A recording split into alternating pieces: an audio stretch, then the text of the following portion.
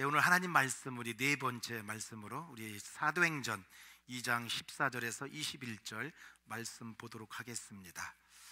사도행전 2장 14절에서 21절 우리 함께 한 목소리로 합독하도록 하겠습니다. 사도행전 2장 14절에서 21절입니다. 같이 읽습니다. 시작.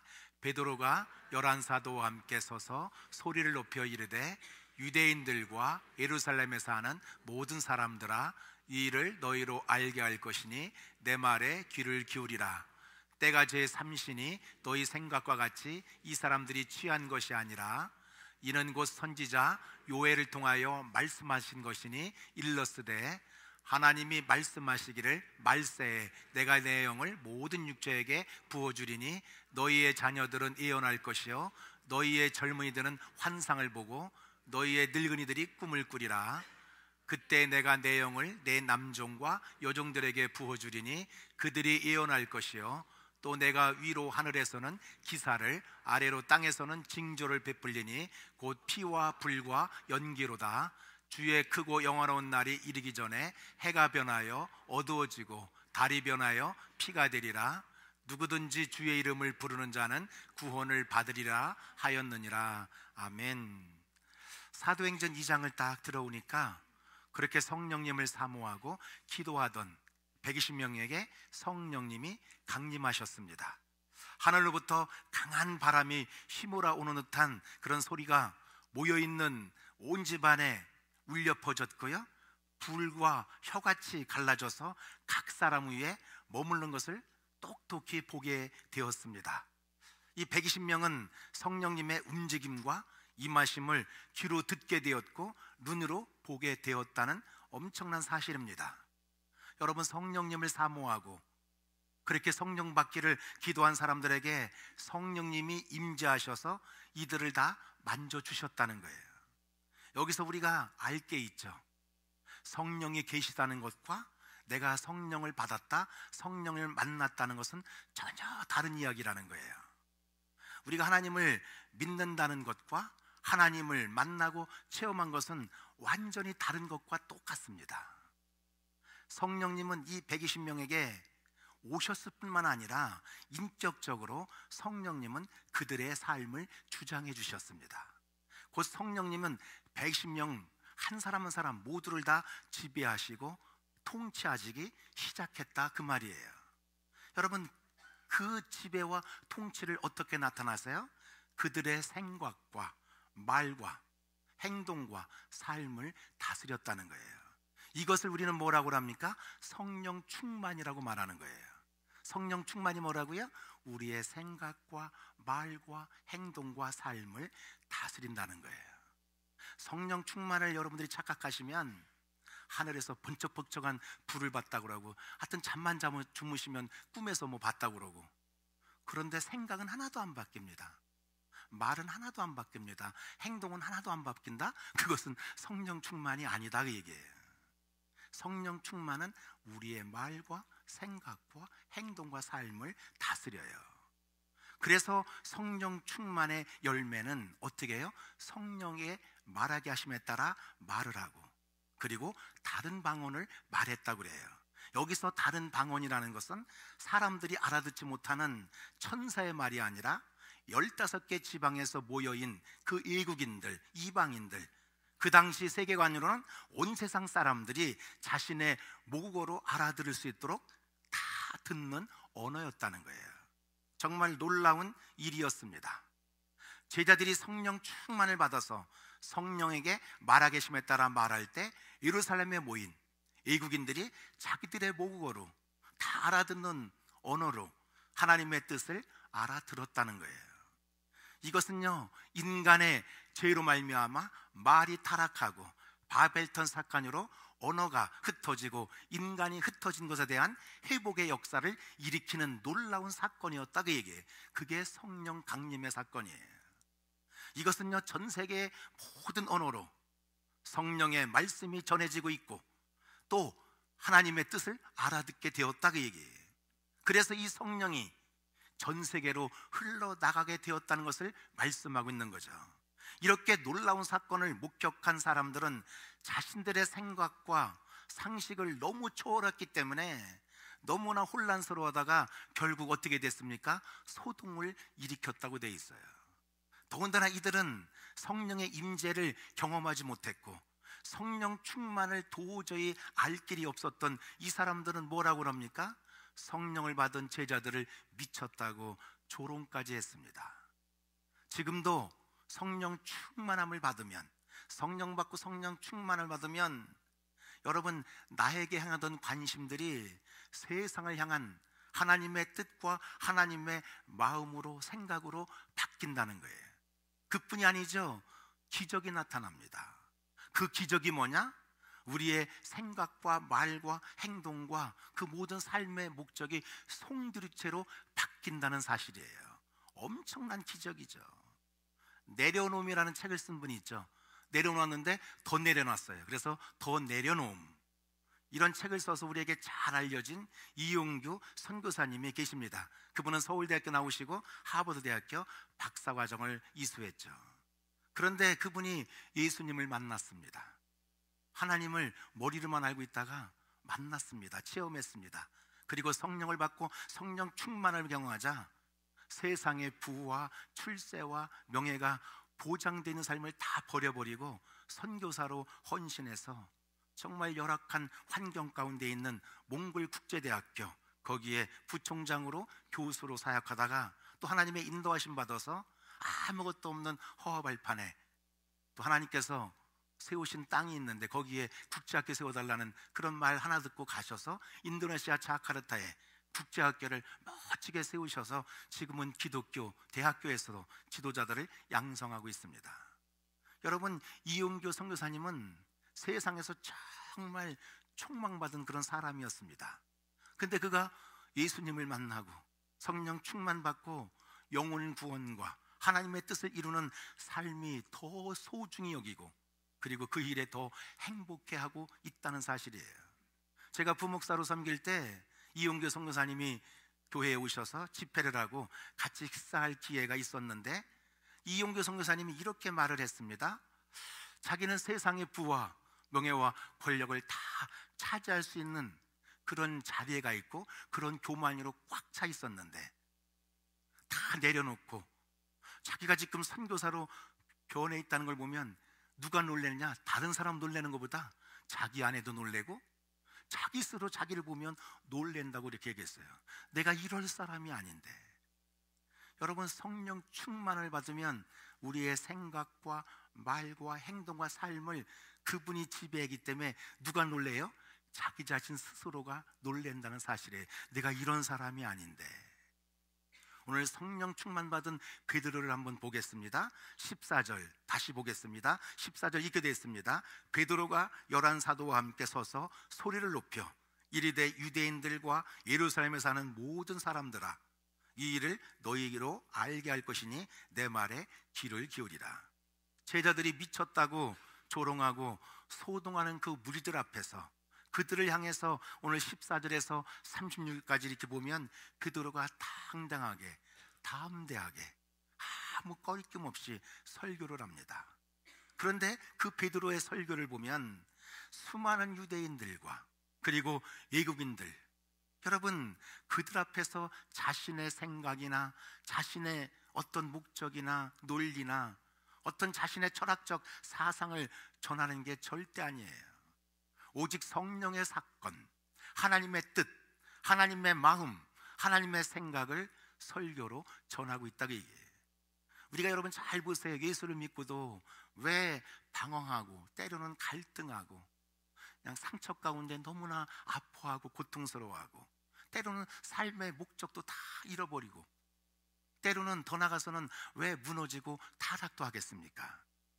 여러분 잘 하셔야 될 게 뭐냐면 설교를 통해서 하나님의 뜻, 하나님의 마음, 정말 하나님의 생각, 성령님의 생각으로 받지 못하고 설교를 그저 인간을 향한 교훈이나 도덕적 훈계로 정도로 듣기 때문에 그래요. 그냥 교회 가서 안 가는 것보다는 가서 들으면 다 좋은 얘기 해줄 거야. 똑바로 살라고 그러지 나쁘게 살라고 그러겠어? 그런 어떤 교훈적으로만 보기 때문에 그래요. 여러분, 우리에게 이 소중한 인생 정말 단 한 번밖에 살 수 없어요.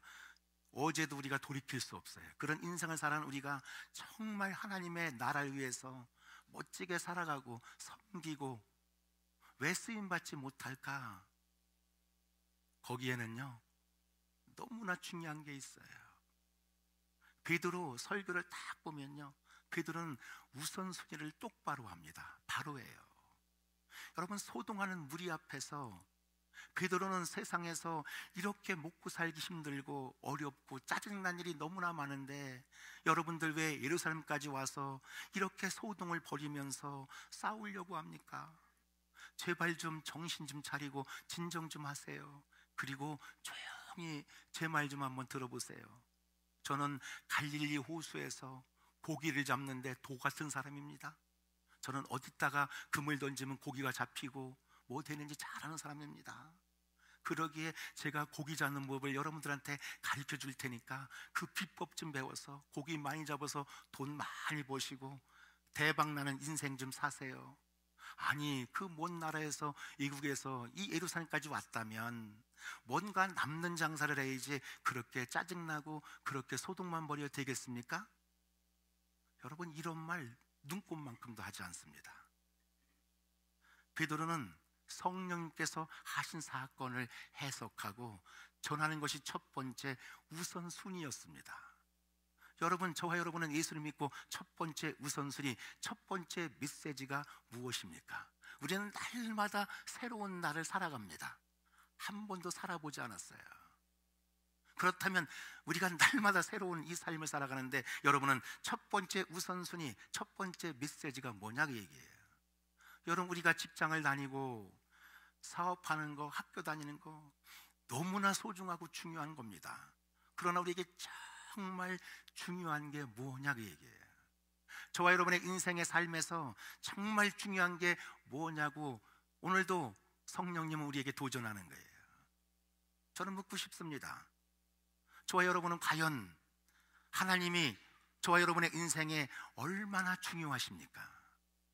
오늘도 여러분들의 수많은 일들과 생각 중에 정말 하나님의 생각이 여러분 가운데 얼마나 있습니까? 여러분 우선순위가 정말 저와 여러분의 우선순위가 하나님이 맞습니까?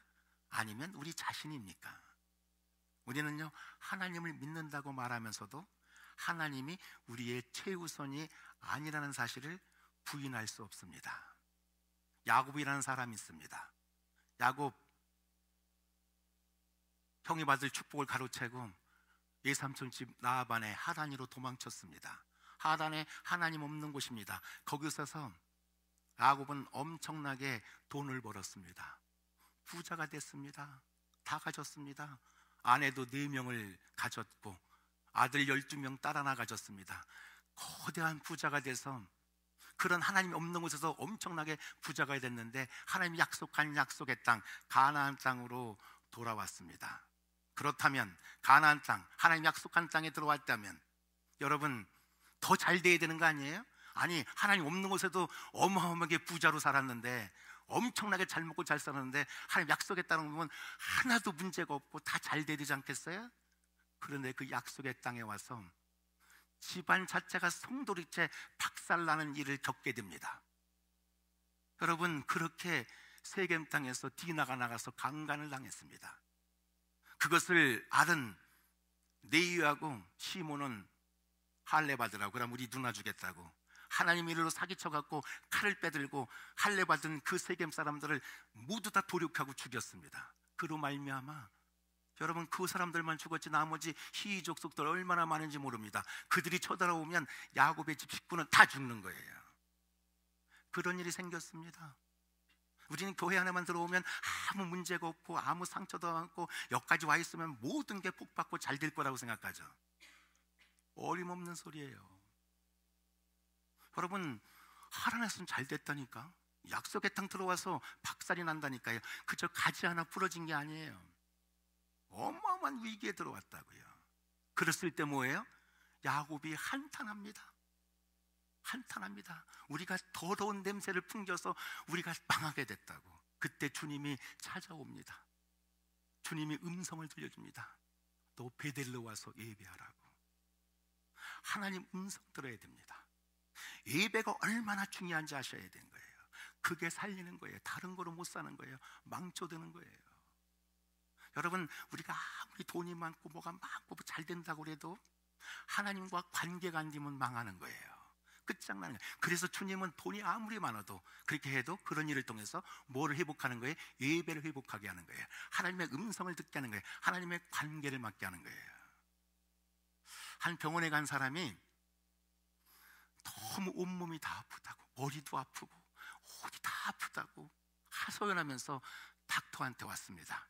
그 닥터가 그래서 물어봤습니다. 그러면 온몸이 다 아픈데 어디가 이렇게 아프냐고 했더니 다 아프다고. 그래서 사람 손을 이렇게 해보라고. 그래서 머리를 눌러보랬더니 아프다고. 머리가 깨질 거야 아프다고. 그럼 여기 눌러봐. 여기도 그냥 볼도 깨질 거 아프고, 목도 아프다고 그러고, 가슴 대보니까 가슴도 아프다고 그러고, 배 대보니까 배도 아프다고 그러고, 다리 되면 다리 아프다고. 그래서 닥터가 얘기했습니다. 싹 썼습니다. 당신의 손가락이 부러졌습니다. 기부스 하세요. 보세요. 온몸이 왜 다 아픈 자세요? 한 가지만 하나님은 딱 처방을 합니다. 하나님과 나의 관계야.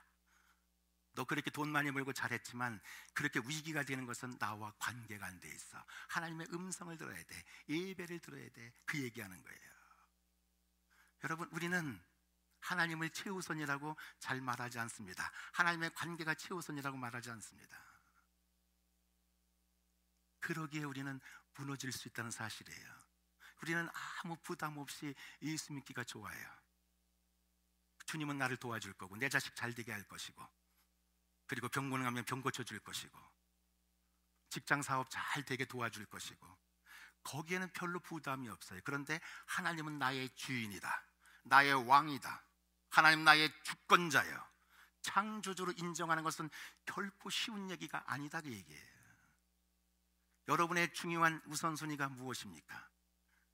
대개 사람들은요, 우선순위를 자기의 요구와 욕망으로 우선을 여긴다는 사실이에요. 저는 우리 시애틀 한인장로교 성도님들은 하나님이 가장 중요한 분으로 우선순위가 회복되는 은혜가 있기를 간절히 축복합니다. 성령님의 사건이 여러분의 인생의 가장 중요한 사건이 되고, 그 구원의 역사가, 하나님을 체험하고 예수를 만나는 그 놀라운 구원의 역사가 우리 인생의 최우선이요 가장 중요한 사건이 될 수 있기를 축복합니다. 이 땅에 살아가는 것, 명예, 권력, 돈 다 중요합니다. 준비하셔야 됩니다. 그러나 호흡하는 동안 영생을 준비하지 못하고 성령 받고 구원의 역사를 준비 못하면 망한다고 얘기해요. 아무리 훌륭한 남편이고 훌륭한 아내고 자녀라 할지라도 그러기에 우리는 다급하다. 교회 안에 들어와 있어도 얼마든지 송두리째 흔들어 나갈 수 있는 엄청난 일이 있다. 하나님과 관계가 중요하기 때문에. 그래서 우리는 오늘도 내 남편, 내 아내, 자녀 위해서 우선순위로 기도하고, 주님 만나기를 기도하고, 성령 받기를 기도하고, 나의 소중한 직장과 사업장을 통해서도 영혼을 살리는 가장 인생의 최우선되는 그런 삶을 살아갈 수 있기를 축복합니다. 사실 우리가 예수 믿지만 영혼 구원, 여러분, 우리의 우선순위가 아니라니까요. 영혼 구원, 전도하는 거, 선교하는 거, 여러분 맨 뒤에 있어요. 시간 나고 돈 있으면 조금 할 수도 있고 안 할 수도 있고, 귀찮고 부담스러워요. 피곤한 선택이에요. 더군다나 가족 구원은 끝도 없습니다. 너무너무 피곤해. 포기하고 싶어요. 그렇게 어려운 거예요. 그렇기 때문에 그게 우선순위 안 돼. 에이, 그냥 냅둬. 여러분, 예배도 그렇잖아요. 시간 남으면 할 수 있는 거지. 이민사일 바쁜데 왜 그 시간을 들이고 나오겠어요? 봉사 시간 남으면 하는 거고 얼마든지 안 할 수 있어요. 누가 말할 사람 아무도 없어요. 이민한 사람 바쁘고 힘든데, 여러분 돈과 시간과 내가 마음에 또 상처까지 받으면서 여러분 몸을 들여야 되는 이런 전도, 영혼 구원하는 거, 선교, 더군다나 내가 알지도 못하는 사람에서 뭐 물질을 드리고 시간을 드리고 섬긴다는 이 우선순위 절대로 나에게는 아니에요. 아니, 여건도 안 돼요. 그렇게 말하고 갈 수 있어요. 하나님은 언제나 내 인생의 뒤편에 가 있을 수밖에 없는 상황들이 너무 많다는 거예요. 이러기 때문에 하나님을 믿는다고 지식적인 동의를 하고도 성령의 사건을 체험하고 하나님을 만나고 하나님의 역사를 경험할 수 있는 기회가 점점 없어진다고 얘기해요. 아니, 교회 와서 할 수 있을 거 다 있다니까요. 못할 게 뭐 있어요? 설교 다 할 수 있고, 뭐 지휘 다 할 수 있고, 뭐 교사 다 할 수 있고, 봉사 다 할 수 있다니까요. 그러다가 한번 위기 팍 만나면 그때 벌벌 떠는 거예요. 얼마나 무서운지. 저는요, 아들 타주가 있지만 저 벌벌 떱니다. 어떻게 될지 모릅니다. 그러기에 성령 받지 않으면 그가 살아갈 수 없기 때문에. 언제 문을 쫓아갑니까? 디나가 동네 보이러 나갔다가 박살나는 거예요. 누가 그럴 줄 알았습니까? 그러기에 베드로 조롱하는 무리 앞에서 자신의 사사로운 이야기를 하거나 자신의 이기적인 요구를 말하지 않습니다. 베드로 자신의 인생에서 경험된 성령의 사건, 누구든지 주의 이름을 부르는 자는 구원을 얻는다는 그 구원에 대해서, 영생에 대해서, 그거에 대해서 말하고 있다고 얘기해요. 베드로 또한 함께 했던 그 제자들 3년간 예수님을 따라다녔어요. 예수님의 가르침과 말씀을 들었다니까요. 구원과 전도에 대해서 많이 들었지만 행동하지 않습니다.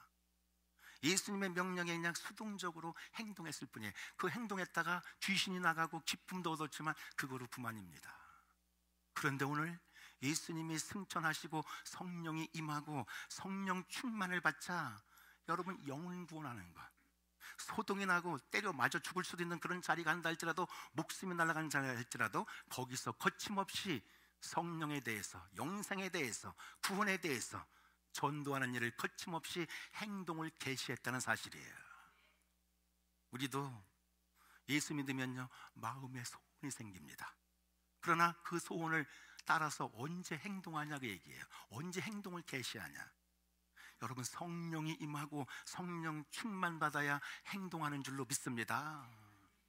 우리가 예수 믿고 사람들을 사랑하고 섬기며 살고 싶지, 사람들과 원수가 되고 싸우고 상처받고 고통 들어오며 살고 싶은 사람 아무도 없어요. 또 여러분들의 원수 그랬더니 꼭 뭐 우리 부모님을 뭐 죽인 그런 거 아니고요.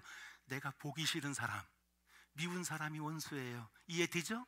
그분이 원수예요. 눈길도 마주고 싶지 않은 사람, 그 사람이 원수예요. 그렇고 살고 싶은 사람이 어디 있냐고 얘기해요. 그런데 잘 보세요.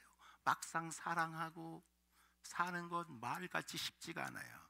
그래요. 아프리카 나하고 관계도 없는 멀리 있는 사람 사랑합니다. 제가 여러분들한테 아프리카 사람 사랑하세요 그러면요, 쉬워요. 아멘, 아프리카 사랑합니다.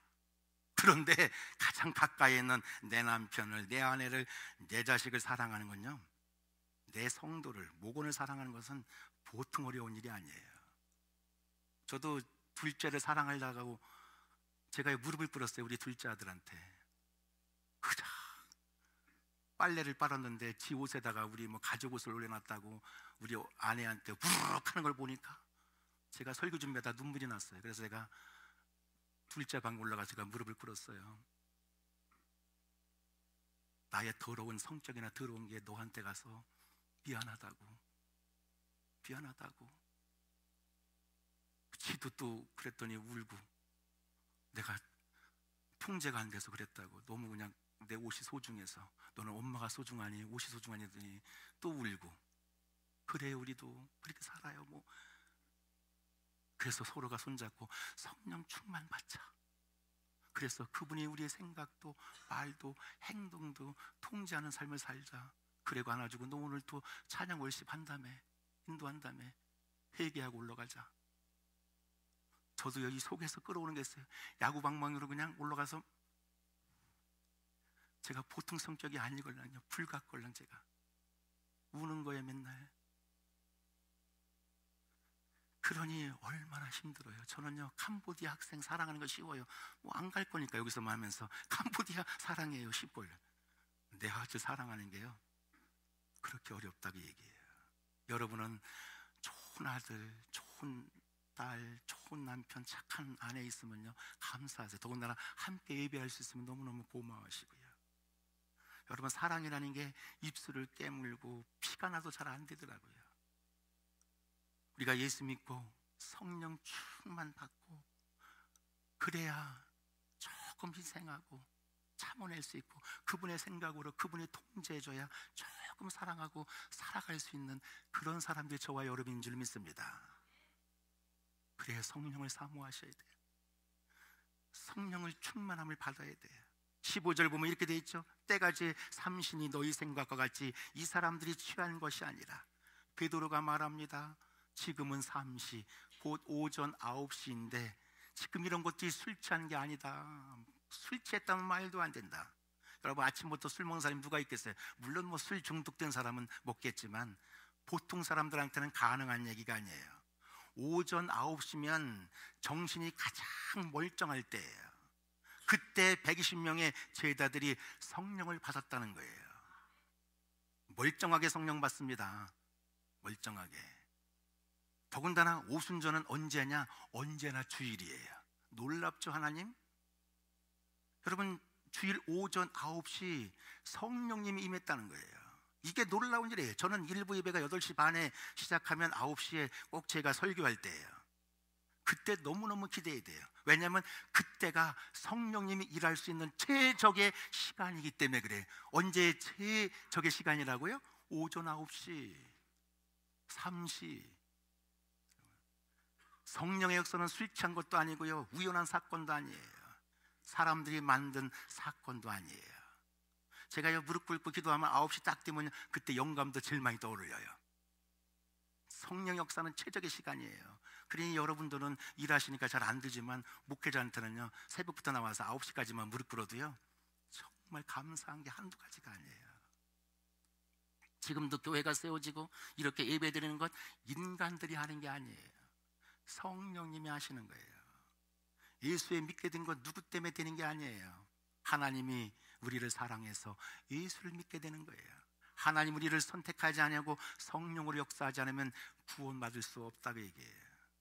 오늘도 베드로는 분명히 말하고 있습니다. 성령의 사건은 내가 주장하고 인위적으로 만드는 것이 아니라 구약의 요엘서에서 약속하신 하나님의 말씀에 대한 응답이다고요.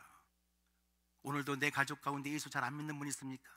여러분, 여러분의 손에 달려있는 게 아니에요. 하나님의 손에 달려있다고요. 그래서 우리는 믿음으로 기도하는 거예요. 아름답게 하셔야 되지만 성령이 역사해야 된다고 얘기해요. 그래서 베드로가 17절에서 21절까지 요엘서에 나오는 말씀을 인용하는 거예요. 16절, 17절 이렇게 돼 있죠. 이는 곧 선지자 요엘을 통하여 말씀하신 것이니 일렀으되 하나님이 말씀하시기를 말세에 내가 내 영을 모든 육체에게 부어주리니 너희의 자녀들은 예언할 것이요 너희 젊은이들은 환상을 보고 너희 늙은이들은 꿈을 꾸리라. 사도행전은 분명히 말세라고 되어 있어요. 그러나 요엘서 2장 28절을 가보면 그 후에 이렇게 되어 있어요. 말세와 그 후에.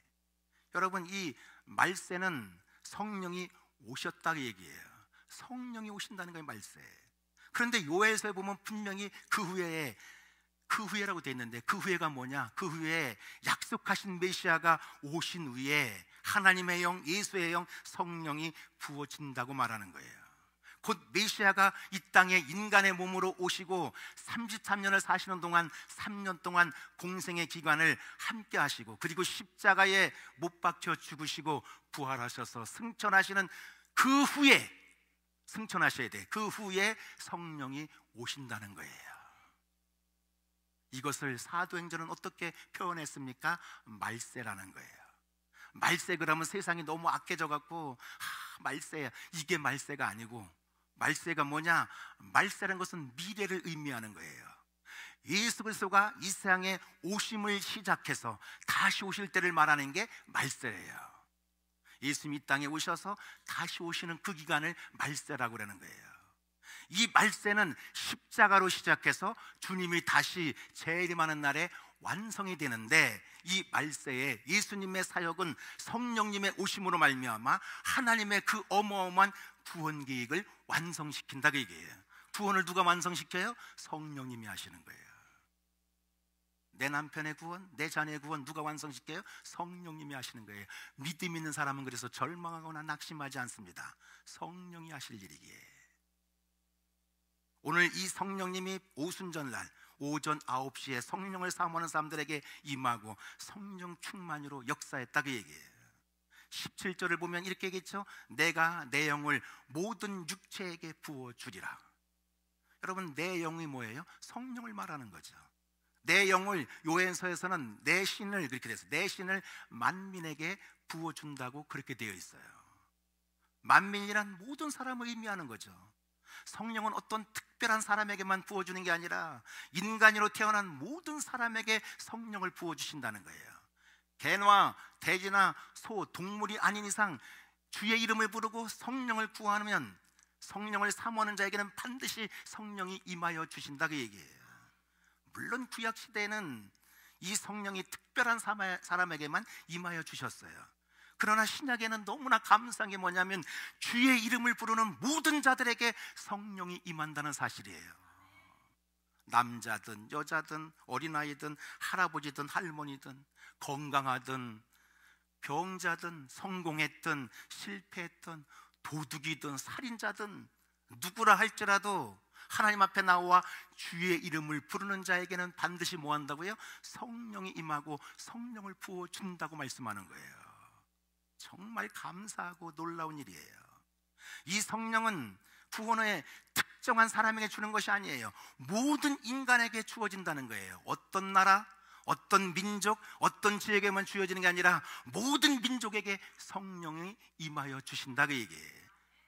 여러분, 이 성령의 역사가 그래서 마가의 다락방에서 시작해서 유대와 사마리아와 온 땅끝까지 흘러가는 거다, 그 얘기예요. 구원은 그렇게 되는 거예요. 온 열방으로 흘러가는 거예요. 복음의 역사, 성령 역사는 전 세계 어느 곳이든 안 가는 곳이 없이 부어진다는 거예요. 그런데 문제가 있어요. 문제. 누가 가서 주의 이름을 전하고 그 이름을 부르는 자들로 세워서 성령이 임하게 하고 구원받게 하느냐, 그 얘기예요. 여러분, 예수도 전혀 모르고 믿지도 않는 옆집 아줌마와 옆집 아저씨가 가겠냐, 그 얘기예요. 여러분, 그렇게 믿더라고요. 우리는 안 해도 돼, 누군가 갈 거야. 예수도 모르는 옆집 아줌마가 갈 거라고 그렇게 믿고 계세요. 옆집 아저씨가 갈 거라는 거예요. 죽었다 깨내도 우리는 아니라는 거죠. 여러분, 저는 확신합니다. 시애틀 한인장로교 성도들이 가야 되고 그들이 해야 되고 우리가 세상으로 나가고 우리가 열방으로 나가야 되는 줄로 믿습니다. 절대로 예수 안 믿는 옆집 아저씨가 가지 않는다, 그 얘기예요. 그래서 말세에는 성령이 모든 인간들에게 부어주신다고 하나님이 약속하는 거예요. 구원을 주시겠다는 거예요.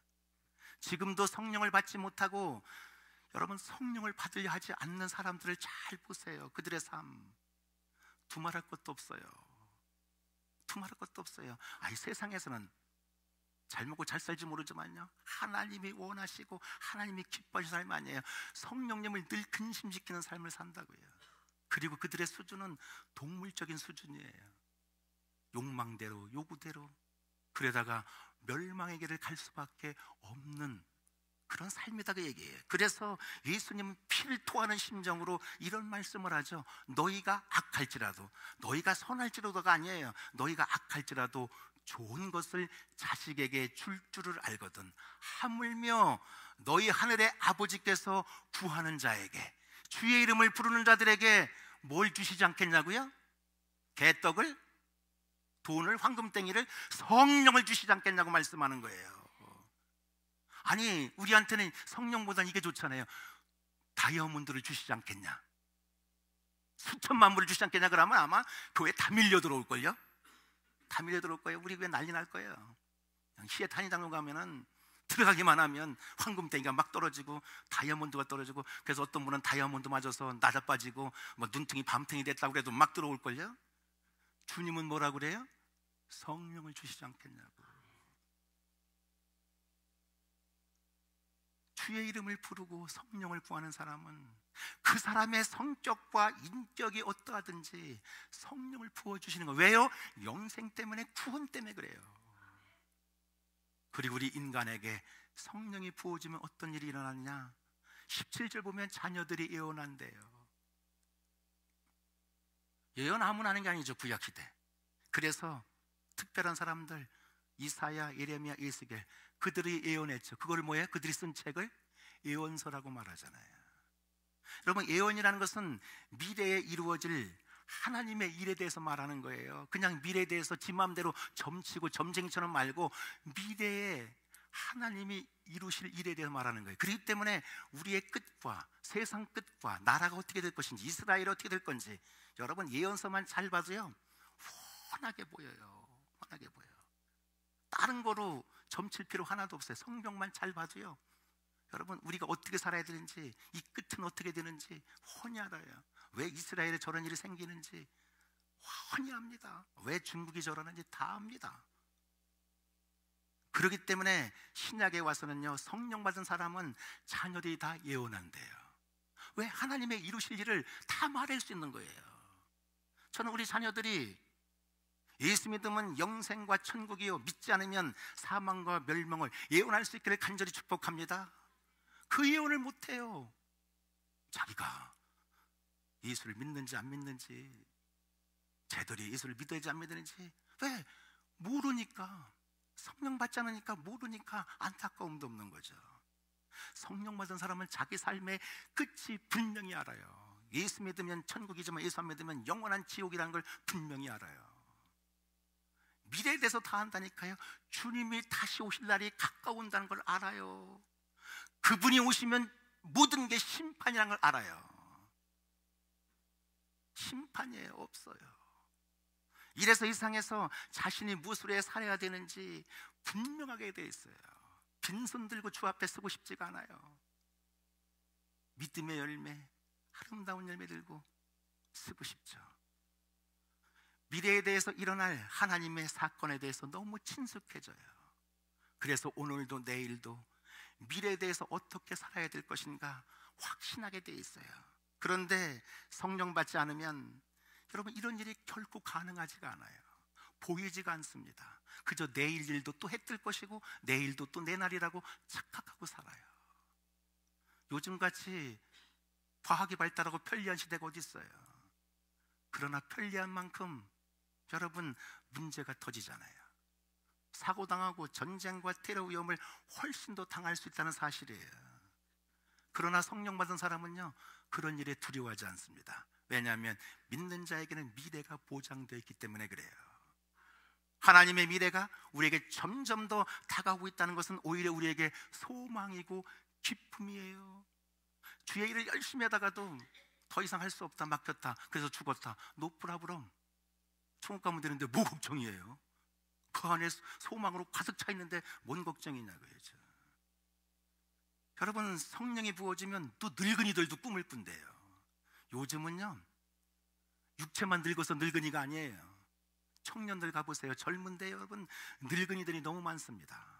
사회가 급속도로 발전하면서 여러분 변화와 경쟁이 너무 심해요. 제가 청년 목회했던 아이들이 지금 40대 막 중반 되는데 삼성 들어갔다가 전부 삼성에서 얼마나 많이 궤도를 부려먹었는지 서울 가서 만나면 눈물이 나요. 머리가 하나같이 없어요. 그리고 45세면 다 은퇴당하고 명퇴당하고 내쫓기 때문에 불안해하고 살아요. 불안해요. 안정된 삶이 보장되지 않기 때문에 늘 마음이 외롭고 고독해요. 보통 어렵지 않아요. 저는 삼성 갔다 그래서 그렇게 축복해주고 좋아하고 그들한테 밥도 사 먹었는데 한 3, 4년 지나고 갔더니 키를 떠는 거예요. 그래도 어떡하겠어요. 늙은이 특징이 뭐예요? 외롭고 고독합니다. 죽음에 대한 두려움의 그림자가 강력하게 있을 때가 늙은이에요. 그런데 성령이 임하면 늙은이들이 꿈을 꾼대요. 기대한대요. 소망과 기쁨을 가진대요. 여러분이 어떤 교회를 가서 그 교회가 정말 성령이 충만한가, 성령이 아무것도 안 하는가, 여러분 얼마든지 알 수 있어요. 누굴 보면 돼요? 어른들을 보면 돼요. 늙은이들을 보면 돼요. 성령 받은, 성령이 충만한 교회 어른들은요 그저 그냥 교제나 하고 그런 친목만으로 모이지 않습니다. 우리 소망면 봐도요 친목으로만 모이잖아요. 아침부터 와서 기도하시잖아요. 정말 고맙습니다. 하여튼 감사합니다.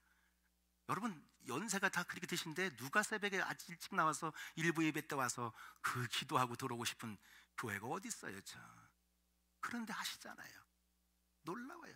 다양한 사역에도 관심 있고 여러분 기도하고, 그리고 하나님 나라 영혼에 대한 그 구원에 대한 것이 잠들어 있잖아요. 내 자녀든 내 이웃이든 누구든 헌전에 가보면요 기도하고 있어요. 구원받아야 된다고 안타까워 있고, 그리고 하나님의 나라가 이 땅뿐만 아니라 온 열방에 여러분 이루어지고 실현되는 것에 대해서 그런 기대와 열정과 꿈과 소망을 가지고 행동하기 때문에 언제나 연세가 들어있어도 활력이 있어요. 갈렙이라는 사람이 있습니다. 자기의 나이벌이었던 여호수아, 이스라엘의 위대한 지도자 모세가 죽자 이스라엘의 지도자가 누가 됐습니까? 여호수아가 됐습니다. 자기보다 나을 것이 조금도 없어요. 그런데 그 여호수아를 지도자로 인정하고 따랐습니다. 결코 쉬운 일이 아니에요. 성령으로 역사하지 않으면 가능하지 않아요. 뒤에 가서 무슨 꿍소리 소리하고 비판할 거 찾을 수 있는데 그런 거 없습니다. 그리고 갈렙은 40년 동안 여호수아 리더십을 잘 따라줬습니다. 그리고 85세가 되었을 때 거대한 아낙 자손이 있는 무섭고 두려운 땅이지만, 거기 갔다간 우리가 다 죽을 수 있지만, 이렇게 고백합니다. 85세 갈렙이 하나님이 나와 함께 하시면 내가 정복할 수 있다는 그 소망과 하나님의 나에 대한 꿈과 비전을 가지고 이 산지를 내게 달라고 얘기합니다. 여러분 하나님의 나라에 향한 꿈 사라지지가 않습니다. 나이와 상관없는 성령 받은 사람, 성령 충만한 사람의 모습은 이 모습이에요. 거룩한 아름다움이에요. 요즘은 젊은이들 하나님의 꿈을 갖고 사는 사람 별로 없습니다. 아니 또 갖고 살았더라도 이래 또 무시하죠. 네가 어떻게 미국까지 와서 그렇게 박사도 되고 다 됐는데 그렇게 인생 낭비하느냐고 이래 욕을 하게 되죠. 여러분 성령이 임하면 꿈을 주세요. 그 꿈은요 내 인생이 나를 위해서 살아가는 게 아니라 어떻게 하면 영혼을 살리고 하나님 나라가 이 땅에 이루어지고, 그리고 하나님 나라가 어떻게 확장될까, 거기에 대해서 여러분 내 삶을 드리고 싶고 모험하고 싶다니까요. 왜요? 성령이 임하면 하나님의 나라 환상을 보고 비전을 가지고 여러분 하나님의 마음을 가지고 이 땅을 보고 세계를 보고 예수에서 살아가게 돼 있기 때문에 그래요. 나를 위해 살아가는 게 아니라 예수에서 살아가게 돼 있어요. 그래서 18절에 보면 그때 내가 내 영으로 남종과 여종에게 다 부어주고 그들이 예언한대요. 남녀노소 누구나 다 부어준대요.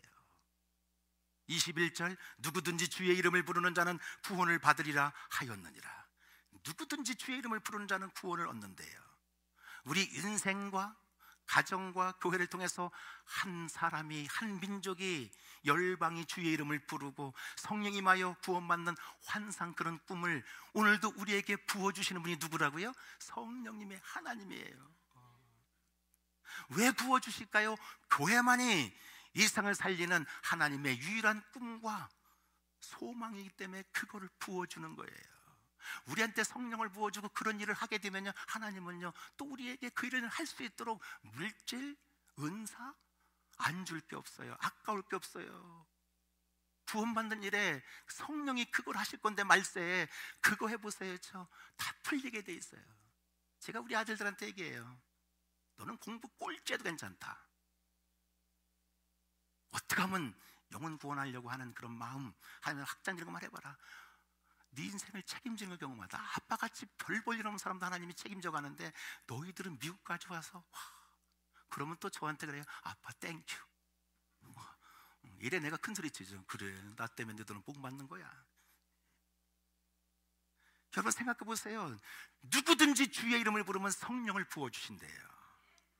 안 받을 이유가 뭐냐고. 이게 안 받을 이유가, 버틸 이유가 뭐냐는 거예요.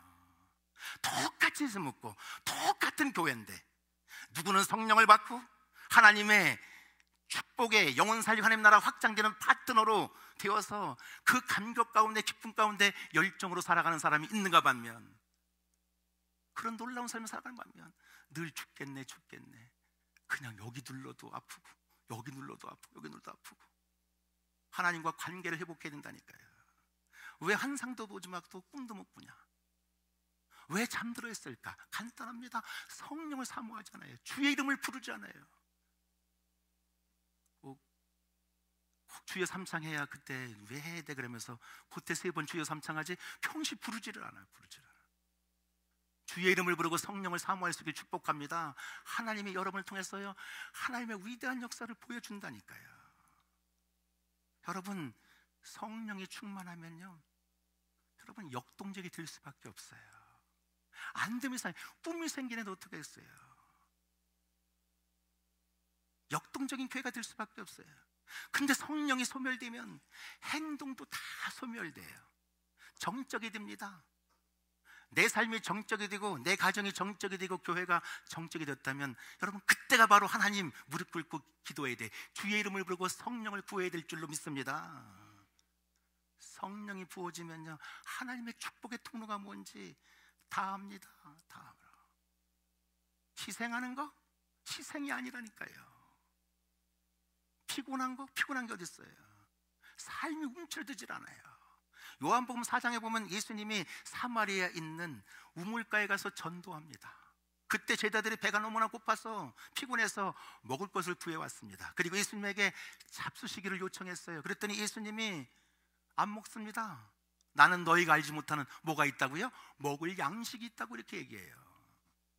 그러자 제자들은 아니 누가 먹을 것을 예수님에게 갖다 주셨나? 예수님 뭘 먹었나? 이런 생각하고 있어요.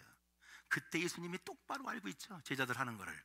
그래서 나의 양식은 바로 하나님의 뜻을 행하고 그 일을 온전히 이루는 거라고 말해요. 우리가 예수를 믿고요 건강 위해서 막 생식도 하고 각종 좋은 건강식품을 다 먹고 그런 막 기쁨이 생길까요? 어떤 분은요 너무 많이 좋은 걸 많이 먹었고 인삼, 삼삼을 많이 먹었고 가실 때 9988, 234가 아니라 하여튼 1년을 고생하고 고통당하고 가는 분도 있어요. 너무 많이 먹어나갔고 기쁜 게 아니에요. 여러분 생각해 보세요. 여러분들이 유명한 설교, 요즘같이 좋은 게 어디 있어요? 스마트폰만 있으면 전 어디나 다 가서도요 전 세계 여러분들이 찾아내고 싶은 좋은 설교 다 들을 수 있어요. 여러분 그런 유명한 설교를 다 듣고 그러면서 그게 내 것인 거라고 잠시는 기뻐요. 내가 막 남들 모르는 거 아닌 것 같고. 그런데 진짜 기쁨이 있을까요? 아니에요. 왜 그렇게 허전할까요? 그렇게 화려한 설교 들었는데 왜 허전할까요? 뭔가 아니에요. 늘 갈망해요. 여러분 예수를 믿는 우리는 하나님의 뜻을 이루는 뭘 먹어야 돼요? 생식이 아니에요. 행식을 먹어야 거기에 진정한 기쁨과 파워, 힘을 얻는다는 사실이에요. 우리가 아무리 어렵고 힘들어도 때로는 상처받고 고통당한다 할지라도 하나님의 말씀대로 기도해 보시라고요. 주의 이름을 불러보시라고요. 그리고 섬겨보고 전도하고 선교해 보시라고요. 이상하게 힘이 나요. 기뻐요. 알 수 없어요. 말도 안 돼요. 왜요? 그 일이 하나님의 뜻이기 때문에. 예수님처럼 뭘 먹은 거예요? 하늘의 양식을 먹었기 때문에 힘이 나는 거예요. 남편이 지금 예수 잘 안 먹고 있다고요? 자녀 그렇다고?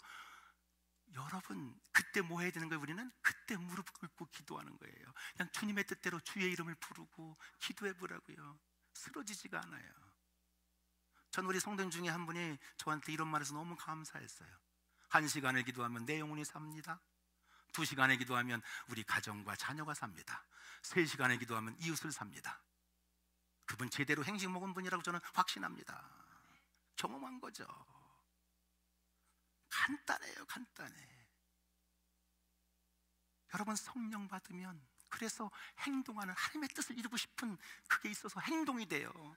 생각만 아니라 행동이 돼서 그것에 기쁨이 있고 감격이 있고 세상이 모르는 힘과 능력을 공급받아서 역동적인 축복의 삶을 살게 되는 줄로 믿습니다. 그래서 성령이 소중한 거예요. 그냥 자전거로 언덕 올라가는데 낑낑댈 거 없어요. 하다못해 모페드만 타도 알죠? 모페드 오토바이 딱 앉아갖고 팽팽 그래도 그냥 뜨르르 하면서 언덕 올라가는데 어떤 분은 그걸 성령을 몰라갖고 그냥 성령을 사모하세요. 주의 이름을 부르면 누구든지 부어준다잖아요. 여러분 행식을 맛본 사람은 일상에 어떤 맛있는 음식보다 어떤 운동보다 오락보다 쾌락보다 기쁘고 즐겁다는 걸 알게 돼요.